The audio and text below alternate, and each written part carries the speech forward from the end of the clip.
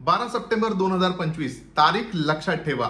हो, मी कशासाठी सांगतोय? यासाठी कारण ह्या दिवशी रिलीज होणार आहे मराठीतली एक अतिशय सुंदर अशी फिल्म दशावतार।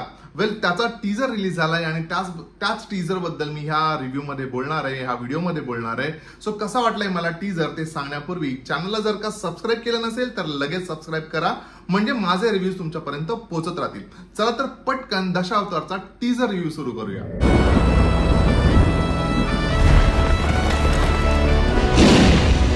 माझ्या अनेक रिव्ह्यूज मध्ये मी म्हटलंय की फिल्मची कथा ही जर का चांगली असेल ना तर फिल्मच्या सगळ्या गोष्टी बाकीच्या वर्कआउट होऊ शकतात। कारण एक चांगलं कथानक हे फिल्मचं 50% म्हणजे ती फिल्म सक्सेसफुल होण्याचं 50% काम करतं। आणि कुठेतरी हा टीजर बघितल्यानंतर मला खूप स्ट्रॉंगली असं वाटलंय की या फिल्मची कथा ही ह्या फिल्मची जमेची बाजू असणार आहे। कारण एक अतिशय पारंपरिक विषय दशावतार जो कोकणामध्ये कोकण साईडला होणारा एक अतिशय रेग्युलरली होणारा इव्हेंट आहे। आणि वाकड्या नजरेनं बघित असाल तर त्याचो मुळापासून नायनाट करे महाराजा इव्हेंटवर आधारित ही फिल्म असणार आहे। डिटेलमध्ये काय स्टोरी असेल फिल्म रिलीज झाल्यानंतरच कळेल, पण एक साधारण आपल्याला अंदाज आलाय की त्याचा बॅकड्रॉप काय असणार आहे, कोकण त्याचा बॅकड्रॉप असणार आहे। आणि त्या व्यतिरिक्त या फिल्मची प्रोडक्शन व्हॅल्यू खूप चांगली असणार आहे असं ह्या म्हणजे छोट्याशा टीजर मधनच कळून गेलंय। आणि त्यानंतर ऑफकोर्स त्यामध्ये असणारे जे कलावंत आहेत, कलाकार आहेत, त्यांचे परफॉर्मन्सेस ते देखील या फिल्ममध्ये अतिशय मोलाचं योगदान देणार आहेत। पण यार ना एक असं होतं ना की चांगला टीजर किंवा एक चांगली गोष्ट बघितल्यानंतर जी फिलिंग येते ना तीच फिलिंग ही ह्या फिल्मचा टीजर बघितल्यानंतर आली। या फिल्मचा पोस्टर देखील रिलीज गेलं होतं आणि त्यानंतर म्हणजे ऑब्व्हियसली उत्सुकता आणली होती। बट बऱ्याचदा असंही होतं की जसं संसार ही फिल्म आल्यानंतर झालं होतं की अरे काहीतरी वेगळं येतंय का, असं होतंय का, आपण खूप प्रेडिक्शन लावतो। सो मी वेट करत होतो की याचा टीजर यायला हवा। टीजर येऊनही काही वेळ झालाय, बट काही कारणास्तव मी व्हिडिओ नाही टाकू शकलो। बट मला राहत नव्हतं आणि मी हा व्हिडिओ करतोय दशावतारच्या टीजर बद्दल। सो आणखी जर का डिटेलमध्ये थोडंसं बोलायचं झालं ना तर कोकणातल्या अतिशय पारंपरिक विषय हा असणार आहे, म्हणजे दंतकथा म्हणू शकतो। डिटेलमध्ये अगेन फिल्म आल्यानंतरच आपल्याला कळेल। पण एक आता सोशल मीडियावर बरेच जण बोलतायत की हा कांतारा वाटतोय मराठीतला किंवा कांतारा सारखा फील येतो। येऊ देत यार, ऍटलीस्ट त्या स्टँडर्ड पर्यंत जर का आपण पोहोचत असू ना तर मला खूप आनंद होईल की कांतारा सारखा करा, तुम्ही कांतारा बरोबर कम्पेअर करा, कांताराच म्हणा याला। I am more than happy as long as Marathi फिल्मला बघायला म्हणजे मराठी फिल्म प्रेक्षकांना थिएटरमध्ये खेचून आणण्या जर का यशस्वी होत असतील तर मला खूप आनंद होईल। कांताराचा रिमेक आहे का तर मला नाही वाटत की कांताराचा रिमेक असावा। तसं असतं तर हे ऑफिशियली अनाऊन्स केलं गेलं असतं।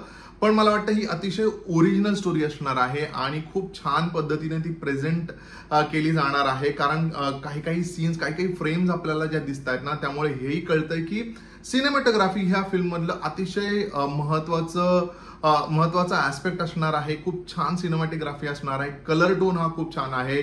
काही फ्रेम जिथे दिलीप प्रभावळकर आपल्याला दिसत आहेत आणि एक जी फ्रेम जिथे एक तो आगीचा सर्कल दिसतोय तो सर्कल बघताना देखील यार ना खूप एक्साइटिंग आणि खूप काय म्हणतात ना त्याला खूप छान वालं फिलिंग होतं हे सगळं बघताना की यार हे खरंच मराठी सिनेमामध्ये पाहायला मिळतंय का मला, किंवा मराठी फिल्मच्या टीजर मध्ये पाहायला मिळतंय का। सो यार आय एम व्हेरी एक्साइटेड। आणि मी पुन्हा रिपीट करतो 12 सप्टेंबर ही तारीख तुम्ही नोट करून ठेवा। मला असं वाटतं थिएटरमध्ये पुन्हा एकदा प्रेक्षक नक्कीच गर्दी करतील आणि ह्या फिल्मला खूप छान प्रतिसाद देतील असं मला वाटतं। आणि हा टीजर बघून जर का म्हणजे माझी ही अवस्था असेल so I am just waiting की याचा जेव्हा ट्रेलर येईल तेव्हा काय होईल। आणि पिक्चर तो अभी बाकी है। पण यार अजून थोडं बोलायचं झालं ना तर ह्या फिल्मची आणखी एक जमेची बाजू असणार आहे ह्या फिल्मचं background music. Again A.V. Prafullachandra, जर का तुम्ही जारण ही फिल्म पाहिली असेल त्याचा रिव्ह्यू माझ्या चॅनलवर अवेलेबल आहे। त्या जारण फिल्मचं तुम्ही बॅकग्राऊंड स्कोर पहा आणि मग तुम्हाला कळेल की मी काय एवढं A.V. प्रफुल्लचंद्र याच्याबद्दल खूप स्ट्रॉंगली बोलतोय। बॉस ह्या फिल्म मध्ये देखील ना तो त्याच्या म्युझिकने मॅजिक आणणार आहे, त्याचं म्युझिक त्याचं आहे आणि बॅकग्राऊंड स्कोरही तोच करणार आहे। So again one more very strong aspect असणार आहे या फिल्मचा। आणि त्यामुळे म्हणजे सगळे डिपार्टमेंट जर का चांगलं काम करणार असेल ना तर ती प्रॉडक्ट किंवा ती फिल्म खूप छान होतेच. आता या खेळाक रंग चढू पयो महाराजा, खेळ तुका निर्विघ्नपणे पार पाडूचो असा. आता येऊया ह्या फिल्म मधल्या कलाकारांबद्दल.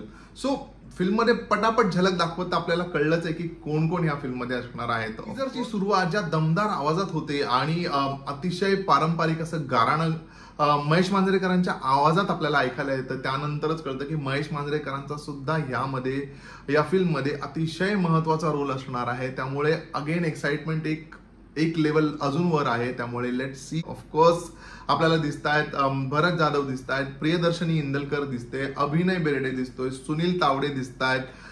त्यानंतर ऑफकोर्स अतिशय महत्वाच्या रोलमध्ये दिलीप प्रभावळकर दिसतायत. त्यामुळे सगळे आर्टिस्ट त्यांचा फ्लेवर ह्या फिल्म मध्ये आणणार आहे. सिद्धार्थ मेनन देखील आपल्याला एका झलकमध्ये दिसतोय. त्यामुळे हे आर्टिस्ट स्वतःचा एक फ्लेवर आणतील आणि त्यात उत्तम कथानक, अतिशय छान एक म्युझिक डायरेक्टर आहे जो त्याचा फ्लेवर आणेल. सिनेमॅटोग्राफी खूप म्हणजे काय म्हणतात ना, खूप प्रॉमिसिंग सिनेमॅटोग्राफी दिसते. त्यामुळे यार मला वाटतं ना ओव्हरऑल फिल्म ही खूप छान असणार आहे. ओके, आय होप की कुठेही माझा हिरमोड होऊ नये किंवा आपला हिरमोड होऊ नये, कारण आपली मराठी फिल्म आहे. त्यामुळे खूप जास्त मनापासून येतात काही गोष्टी बघितल्यानंतर. आणि तसंच वाटलं दशावतारचा टीजर बघितल्यानंतर. वेल, तुम्ही पाहिलाय का याचा टीजर आणि तुम्हाला कसा वाटलाय मला कॉमेंट करून सांगा. बऱ्याच दिवसांनी माझा रिव्ह्यू येतोय, त्यामुळे माझा रिव्ह्यू कसा वाटला हे देखील मला सांगा. आपण भेटूया पुढच्या रिव्ह्यू मध्ये. तोपर्यंत स्टे ट्यून.